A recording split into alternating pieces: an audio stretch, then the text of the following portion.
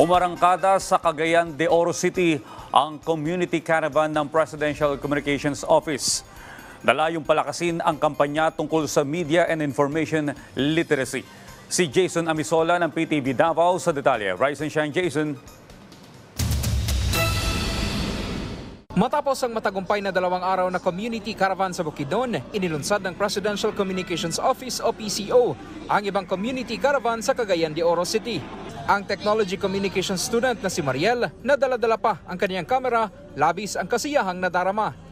Personal kasi nitong nasubukan kung papaano ginagawa ng RTVM ang production panahon na may speech na gagawin ang Pangulo. Nagre-research na ako sa YouTube, ganun-ganun kung paano niya ginagawa. Even I have my own camera, tas ano pa to. Hindi masyadong kagalingan pa pero pinapractice ko po. Pero sobrang saya ko din na isa ako sa naka-experience nito. Isa lamang si Mariel sa maraming estudyante na kinagiliwan ang iba't ibang ginagawa ng opisina na sakop ng PCO. Inilunsad ito sa University of Science and Technology of Southern Philippines, Cagayan de Oro City. I think we expect our students to help us, help us counter this fake news and misinformation and the use of this media and information, especially in this time of technology. We are now in the digital technology, the information technology. And it's very important, especially there are so many platforms now on disseminating information, and sometimes there were so many fake news and misinformation. And it's very important. The government must do something to inform our people in a right and correct information, so the students can help on that. Wala ring humpay ang pagsubok ng mga estudyante sa on-the-spot TV reporting na masusubukan sa People's Television booth. First po nakakakaba pero napaka-enjoy po.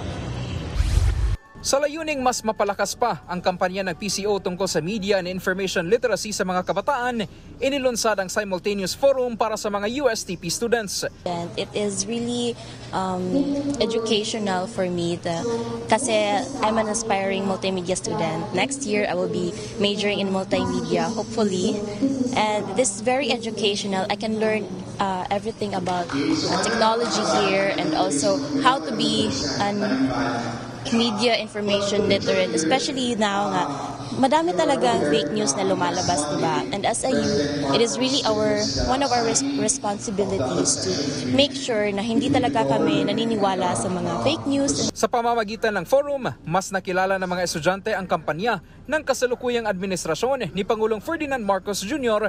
ng Bagong Pilipinas. The forum for today really impacted me, especially yung forum ni President, which is yung Bagong Pilipinas, which I really agree because we as Filipinos, we are known to be hospitable around the world. And I believe that if we are known to be hospitable sa buong mundo, I also believe that we have the capacity to change.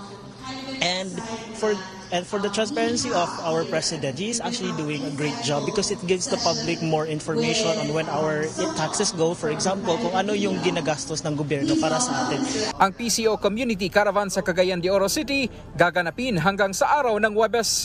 Jason Amisola para sa Pambansang TV sa Bagong Pilipinas.